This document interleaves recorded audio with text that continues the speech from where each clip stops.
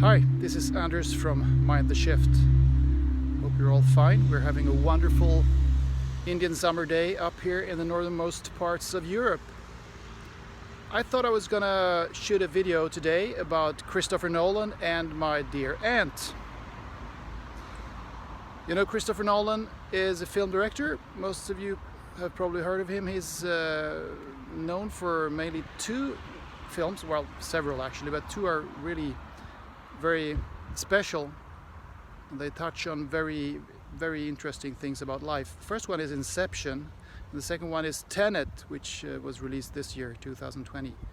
And they actually address two of the most pivotal, crucial, important questions that we have to be able to answer to understand what we are, who we are, what we're doing here in this adventure on Earth that we're all experiencing.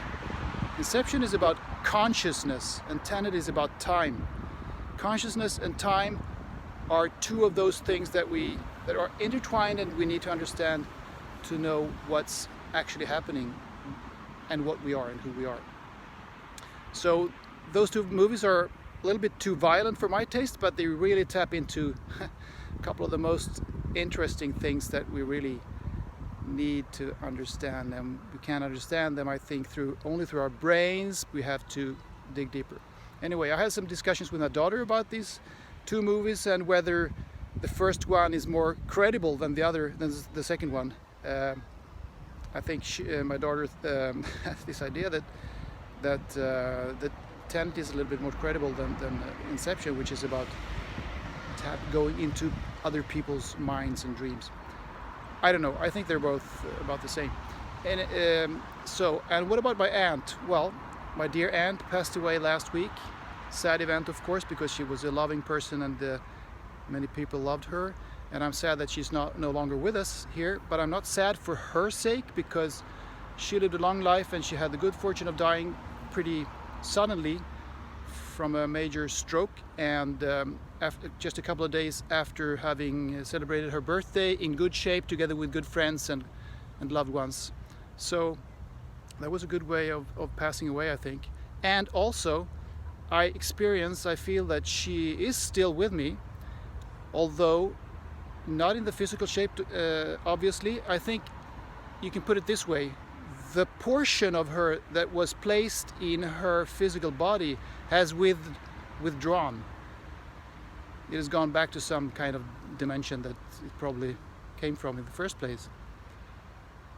So the physical aspect of her, which I would say is a pretty small portion of what is the totality of my aunt, is no longer present.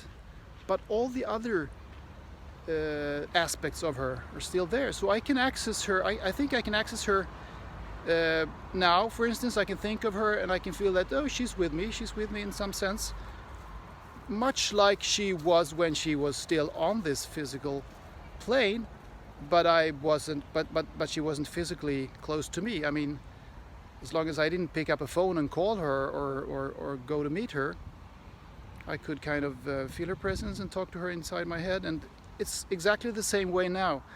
The only thing is that I can't pick up that phone and call her, and I can't go to her apartment and meet her, which is the physical aspect, but that's actually not the whole story, I think. So it's a mystery, this life that we're living, an adventure that we're all part of, but it's pretty beautiful, isn't it? Just look at this. Thank you.